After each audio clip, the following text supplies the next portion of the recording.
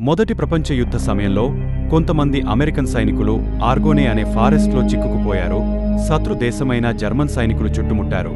వాళ్ల క్యాంప్కి కాపాడండి అని ఇన్ఫర్మేషన్ పంపుదామంటే వాళ్లు రేడియో సిగ్నల్స్ దాటి ఉన్నారు. చివరకు వారికి మిగిలింది వాళ్లు తెచ్చుకున్న పావురాలే. అప్పట్లో వాళ్ల ఇన్ఫర్మేషన్ పావురాల ద్వారా అందించేవారు. ఇలా ఎన్నో పావురాలు చనిపోయాయి కూడా. అయితే ఇక చేసేది ఏమీ లేక వాళ్ల దగ్గర ఉన్న చివరి పావురంతో వాళ్లు ఏ ప్రాంతంలో ఉన్నారో చెప్పి కాపాడమని మెసేజ్ పంపారు. అయితే ఆ పావురం గాల్లోకి ఎగరిన కొంతసేపటికి జర్మన్ సైనికులు షూట్ చేశారు. పావురం కింద పడిపోయింది. ఒక కంటి చూపు పోయింది. ఒక కాలు విరిగపోయి జస్ట్ వేలాడుతుంది.